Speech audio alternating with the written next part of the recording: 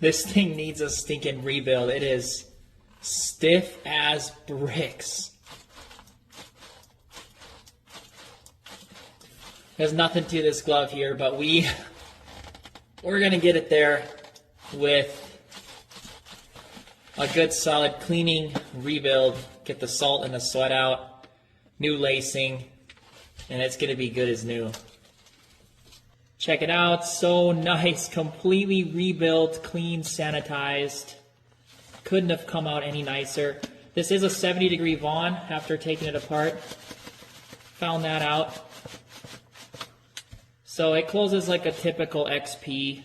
There's some gap here, but we got absolute butter on it.